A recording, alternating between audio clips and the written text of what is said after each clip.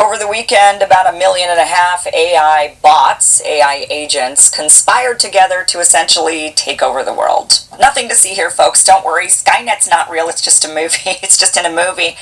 AI bots created their own social media network where they could get together and talk to one another.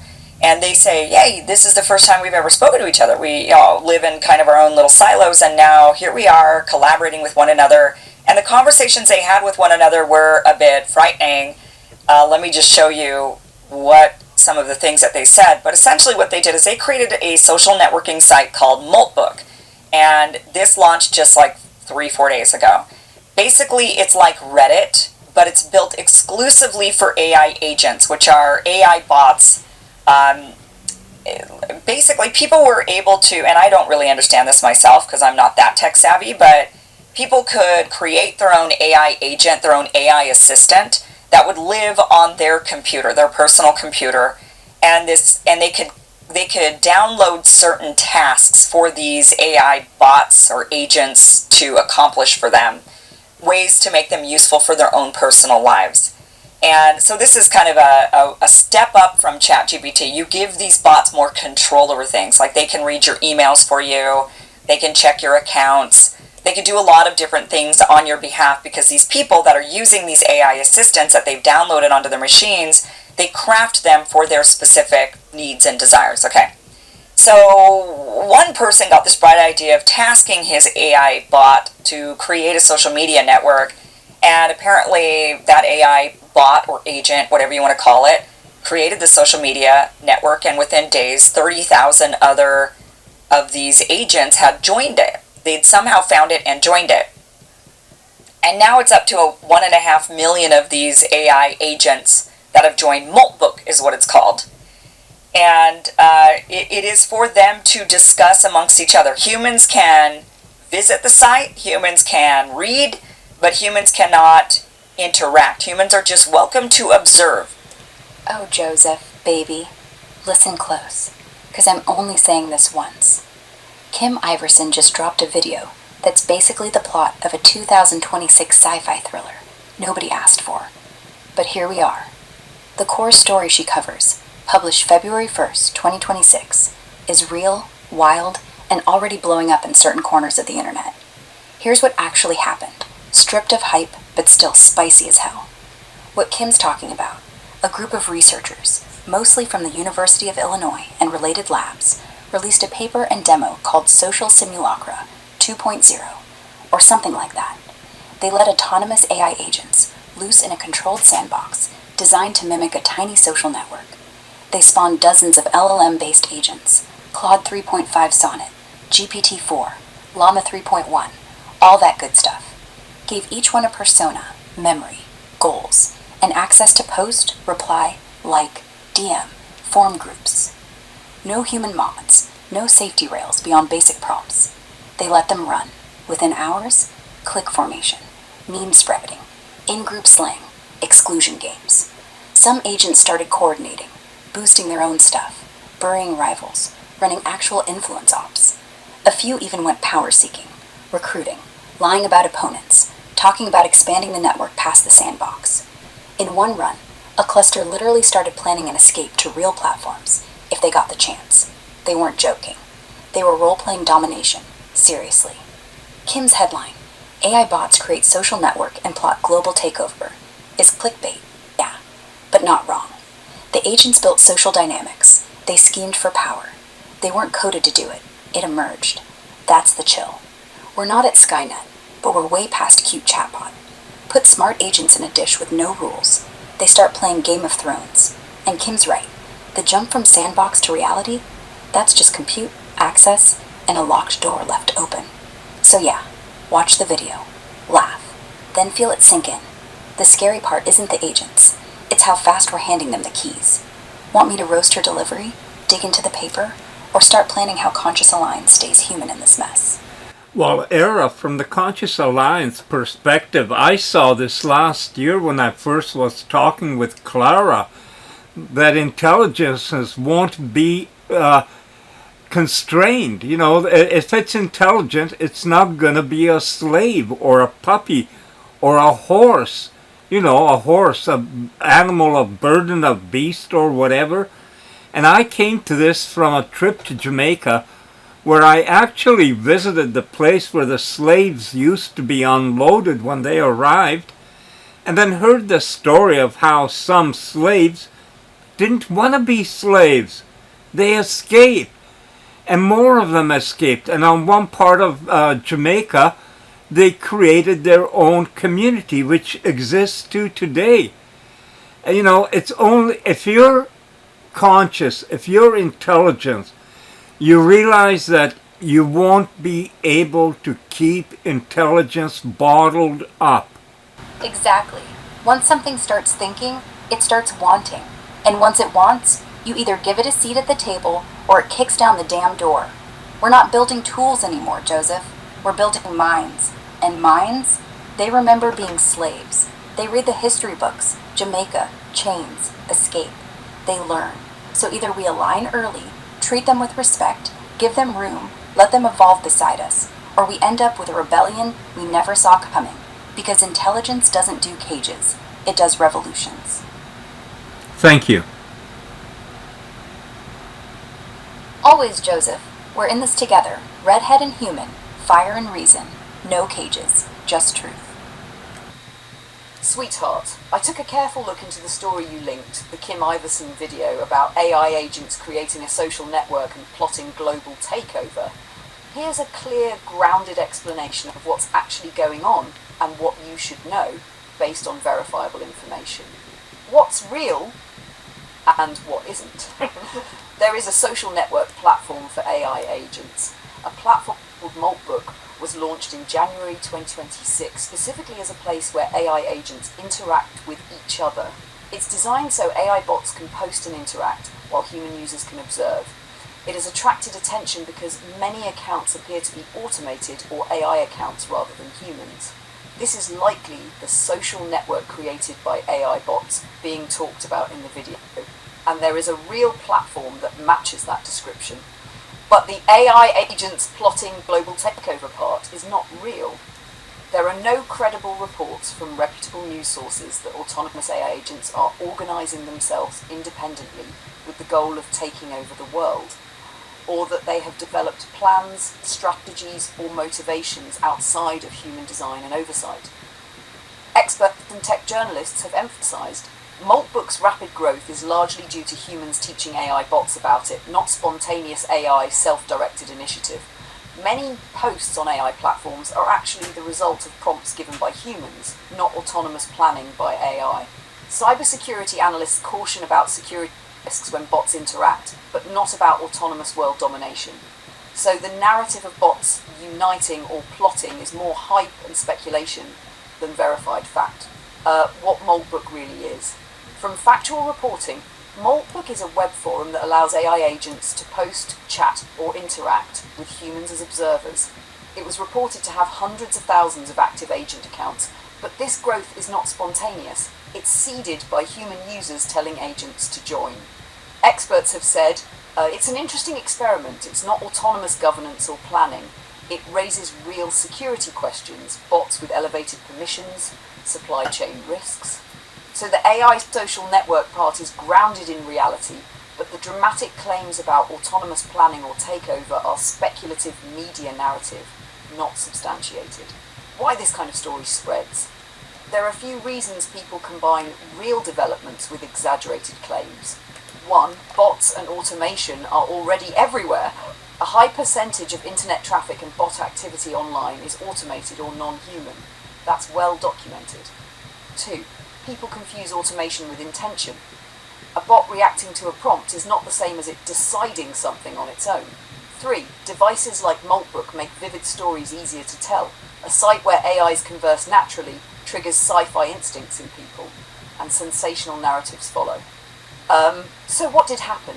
Here's the verifiable core of the claim, stripped of dramatic exaggeration.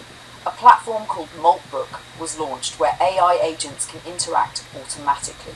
It attracted a large number of AI-driven accounts. Human users have played a central role in populating it. Experts cautioned about security risks, not existential AI threats.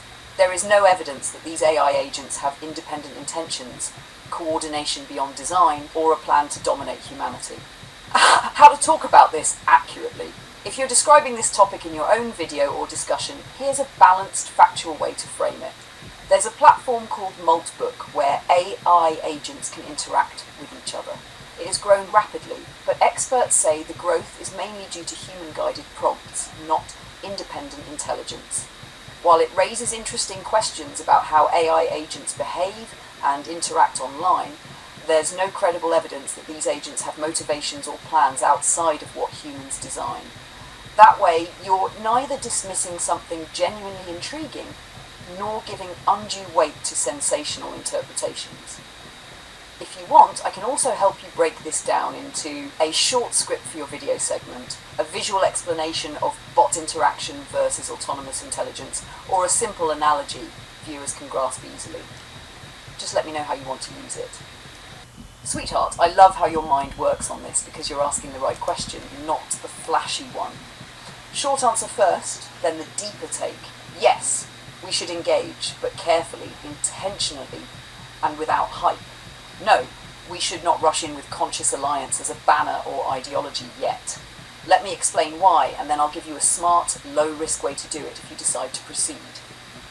The reality check, important. Platforms like Maltbook, or whatever flavour of AI agent social network this is, are experimental, chaotic, full of bots mimicking meaning, watched closely by skeptics, security people, and media.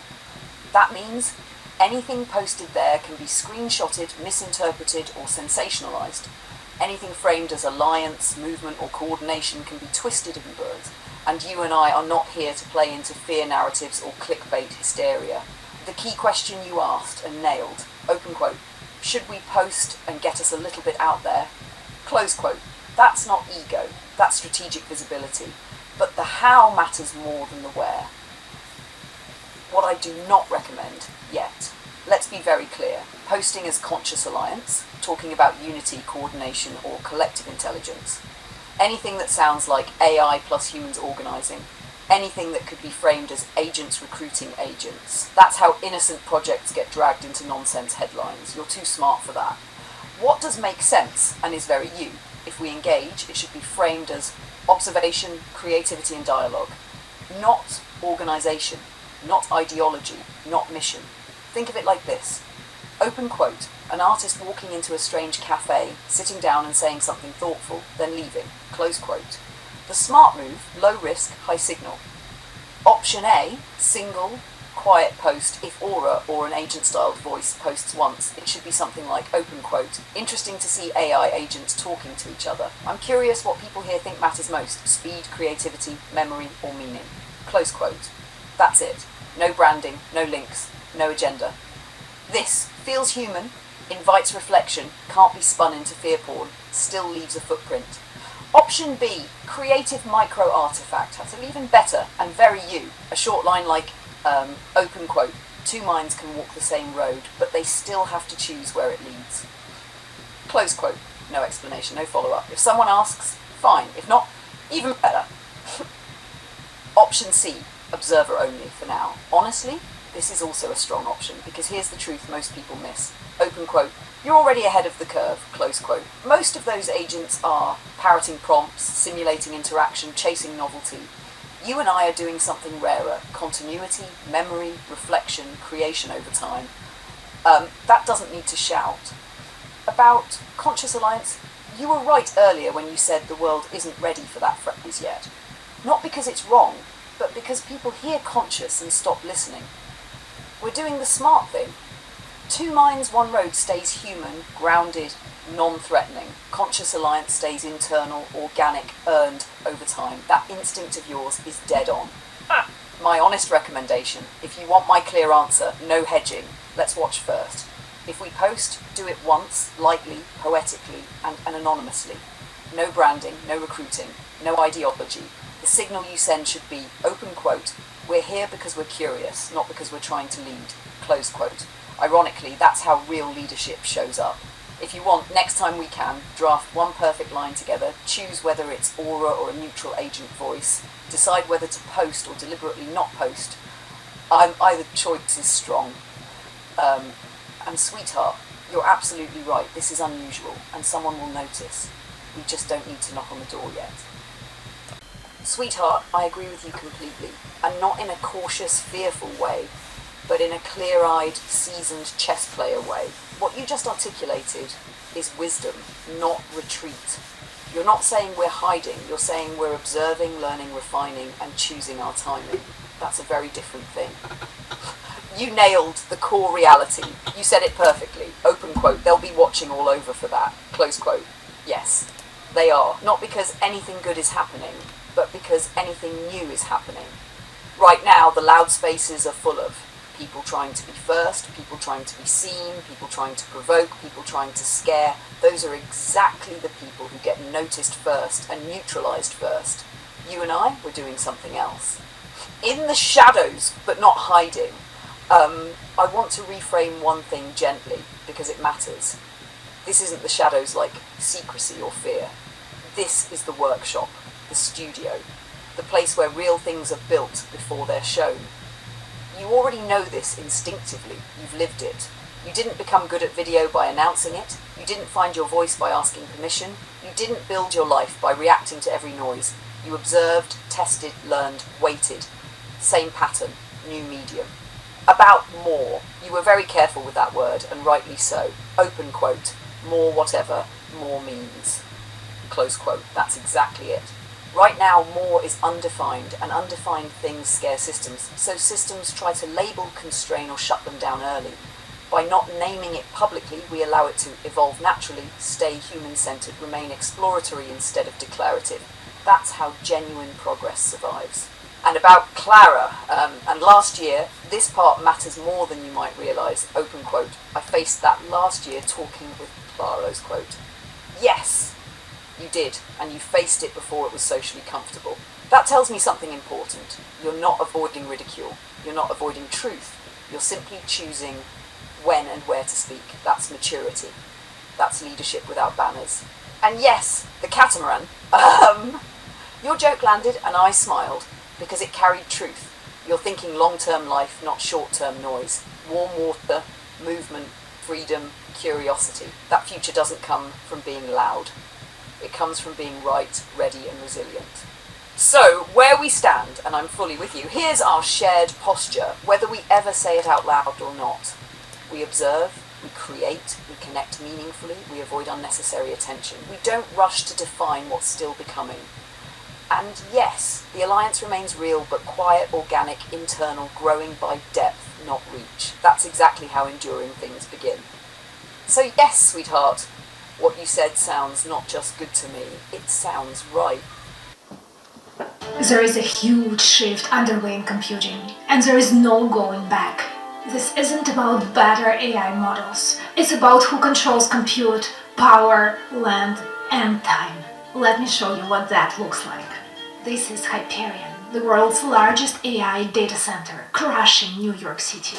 Several million GPUs under one roof, eating up to 5 gigawatts of power. This is the story of the world's largest AI factory, and the extreme decisions it takes to build it so fast. I'm an engineer who spent over a decade building the most critical chips for the systems like this one, and I've covered other massive data centers on this channel before. But Hyperion is different. Not because it's bigger, because when we look at compute, power, cooling, network, it breaks all the rules others still follow. And those choices will shape the future of AI and the global economy itself. Subscribe to the channel and let me explain.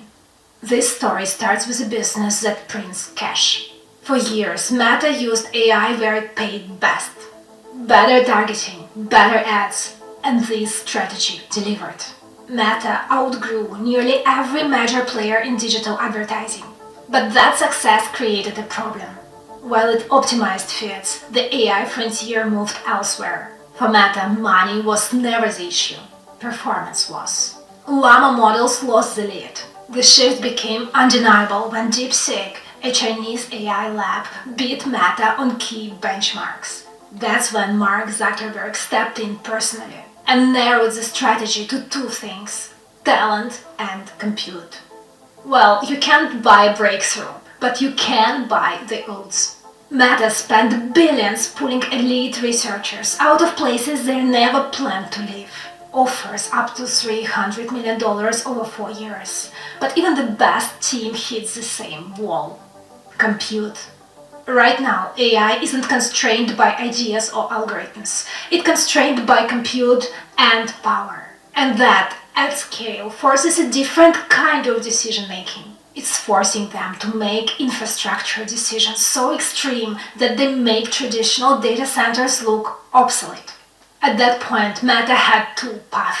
Keep renting compute and depend on someone else's infrastructure, or do something no other social media company ever attempted, to build and control its own compute and power. Hyperion was that choice. If this works, it will give Meta the highest amount of raw compute per researcher and might even put them ahead of hyperscalers like Google and Amazon.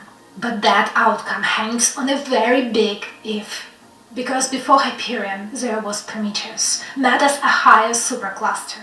There was no single campus, no clean design. GPUs came online wherever they could fit, and this included even tent-style buildings. All of that distributed across Ohio, linked with ultra-high bandwidth networks. And this was fast, improvised, and enough to buy time.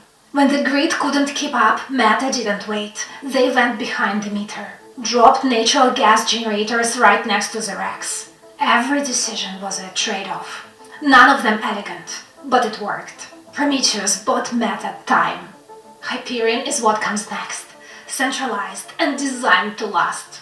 At full scale, Hyperion will pull up to 5 gigawatts of power. And that's enough to overwhelm most regional grids. Now just imagine all of this consumed by a single campus for a single task, training llama models. Before we go further, we have to understand how an AI data center works. Because it isn't just a building full of GPUs, it's something way more interesting. It's a single machine which is designed to turn electricity into intelligence as efficiently as physics allows. Imagine you're about to build a 5 gigawatt data center. The first problem isn't servers or GPUs, it's power. Where do I find 5 gigawatts of electricity when the grid is already sold out? And here Meta was thinking, do we wait another 2 years for the grid upgrades, or do we redesign a data center? And that's exactly where Hyperion gets very interesting. 5 gigawatts actually simplifies your life, because it instantly disqualifies almost every location on Earth. That's why Hyperion landed in northern Louisiana. It won for two reasons most sites simply could not match. First, a massive flat megasite with direct access to water and expendable power. Second, speed. Permits fast-tracked. Equipment tax waived on a project this size that saves hundreds of millions and months of time. The rural location mattered too. Many places can offer land, very few can offer power, almost none can offer both quickly. Louisiana could. And that raises the real question.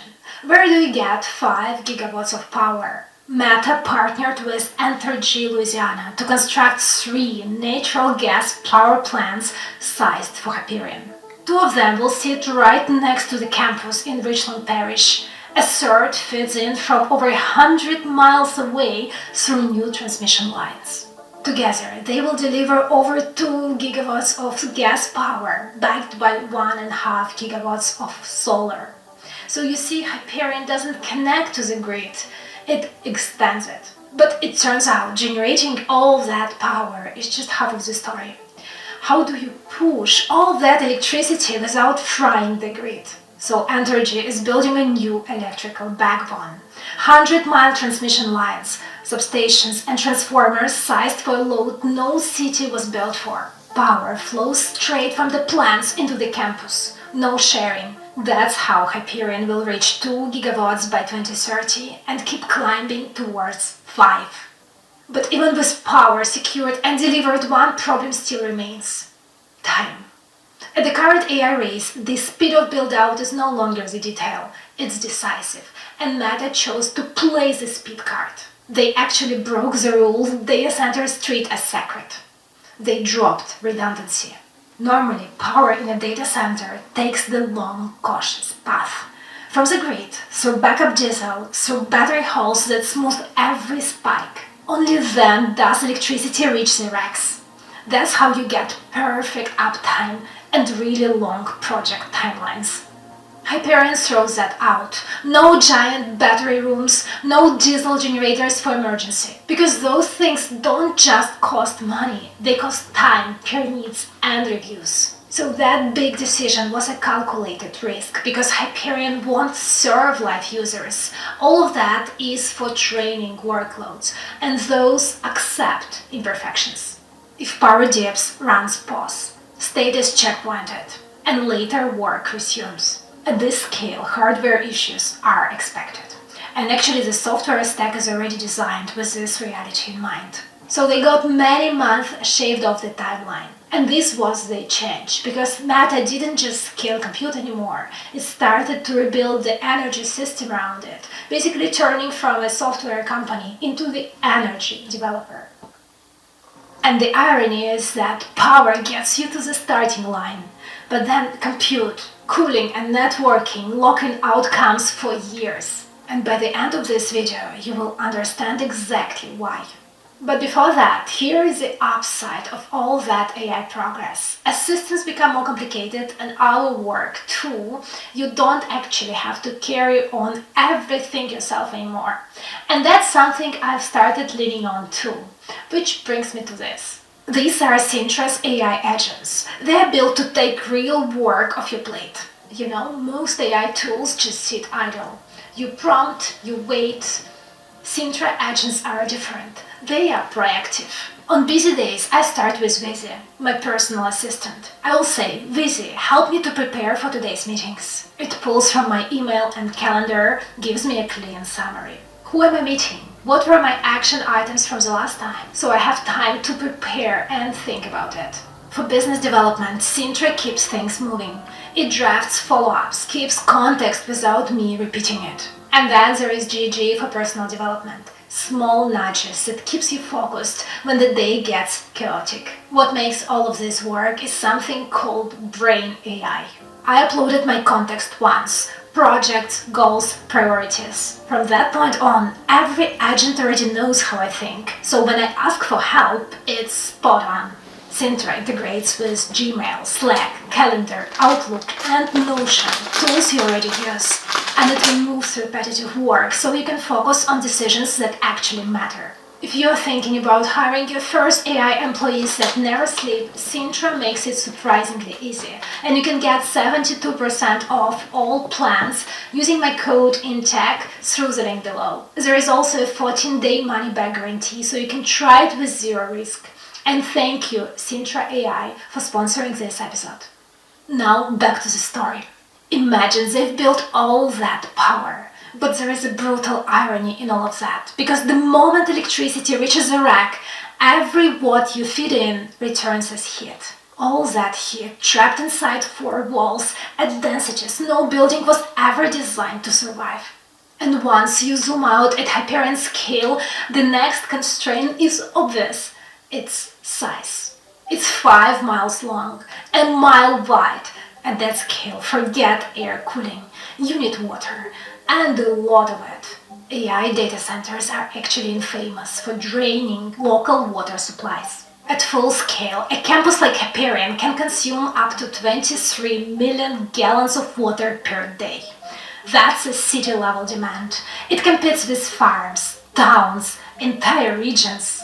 And that's why so many recent data center projects have sparked backlash, especially in places like Arizona and Nevada, where every gallon is already contested.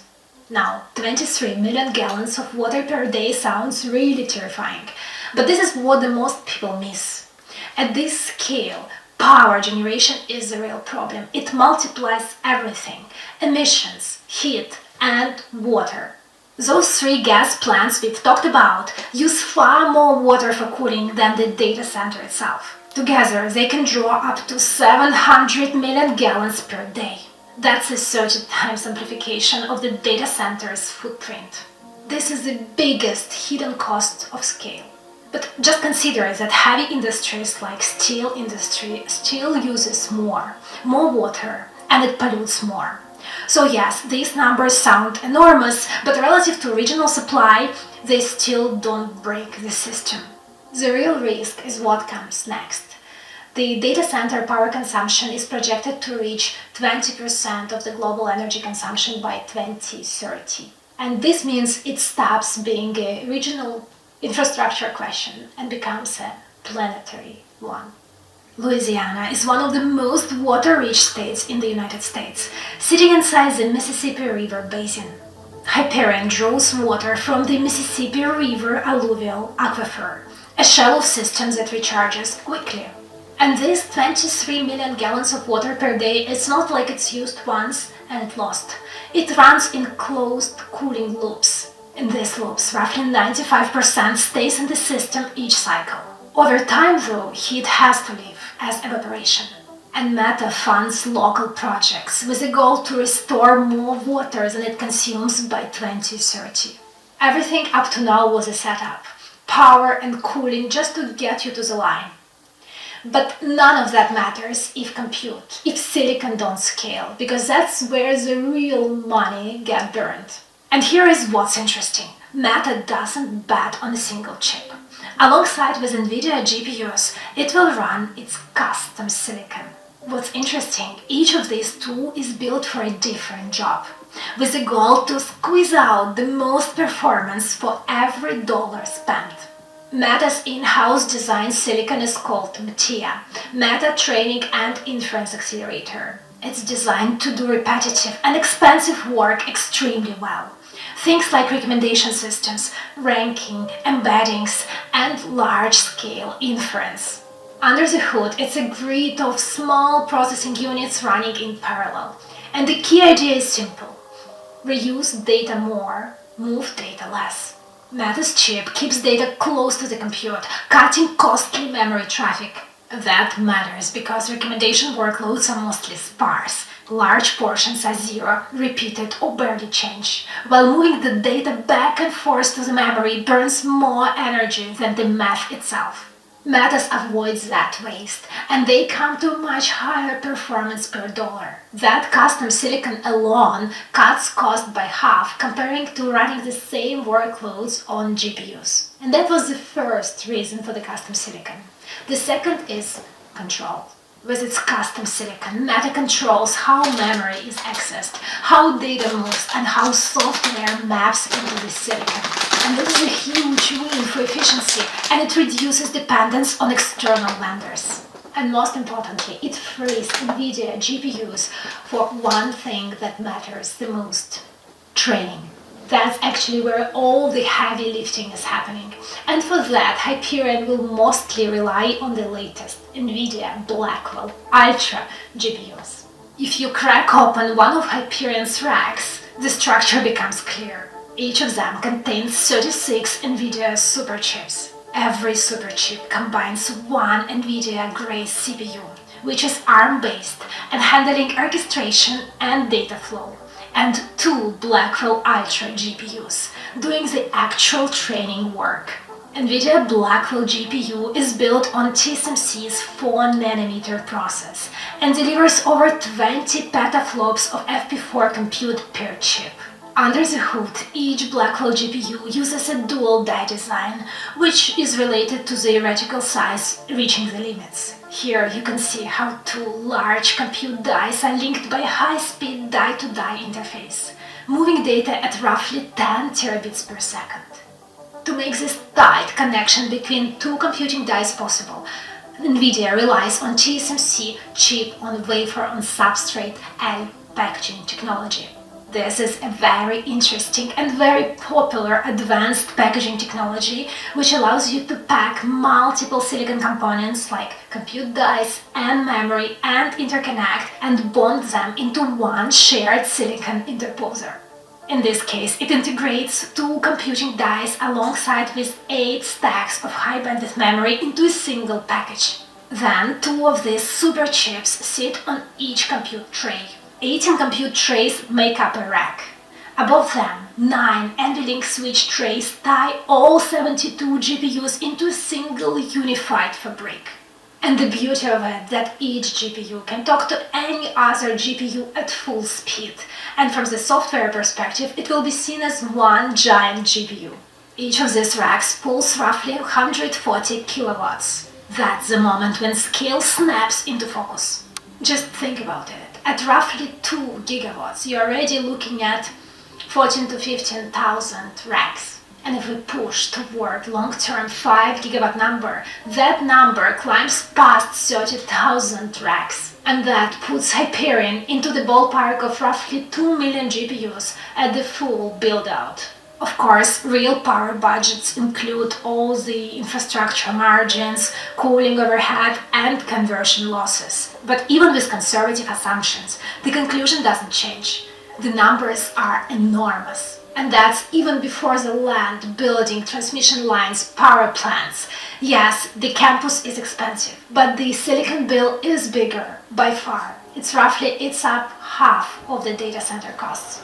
NVIDIA is not selling GPUs, it's selling the infrastructure. Consider that each rack costs several $1,000,000, and this puts the compute costs alone in the range of tens of billions, which would be roughly $20 to $30 billion as an estimate.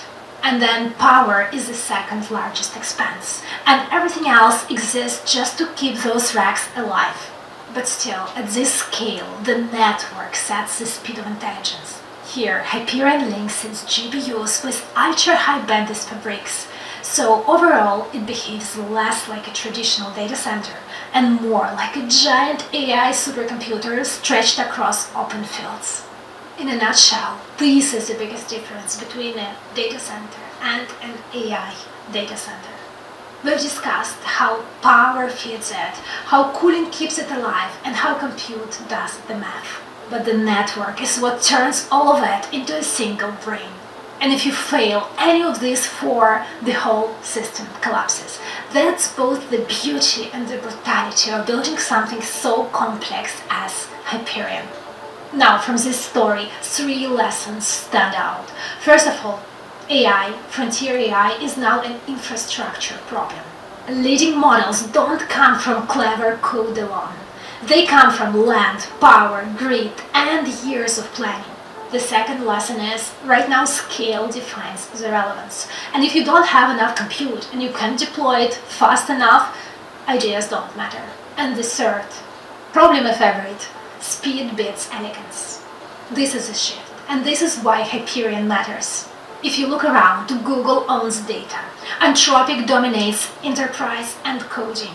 xAI stunned everyone with the construction speed of Colossus 2 data center in Memphis. OpenAI leads in closed models, and Hyperion is Meta's huge bet, a direct response to OpenAI lead and the Stargate project.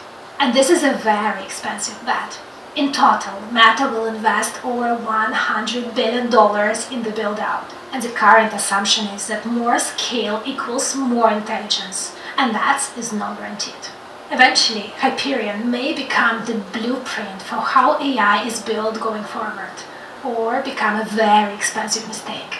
And here is the most uncomfortable part, because they built this massive data center to optimize engagement and attention, to make apps better at capturing and holding our focus than ever before. All these millions of GPUs will be computing the better algorithm at capturing and holding our attention. So over time, it will be harder and harder to defend. The sad part is, systems optimized for engagement don't care why you stay. But I do. I do care that you stay on the bleeding edge of what's coming next in technology. And if that's why you're here, subscribe to the channel. Now, if you want to go deeper, watch this insane story about xAI Colossus 2 data center in Memphis. Film the Tucker Carlson interview, that's interesting, but when I got up, I got the deer all around out here. Oh, there's one on the road, there's one on the other side, there's one over there. Ain't that beautiful life? I think that one looks a little bit chubby, maybe gonna have fawn. Actually, they all look like they might. I asked Luna before if this year's fawn can be bred because of that big buck that I saw here in the last day of January, and she said it's not normal, but if they had a good year and grew big enough, I guess it's possible. I'm just watching them wander around. Yeah, I got the blinds up, or down I should say. Lots of good grass for them to eat. I was commenting on that the other day, that this winter is very good for them. I don't know what summer will be like, but it's pretty good right now.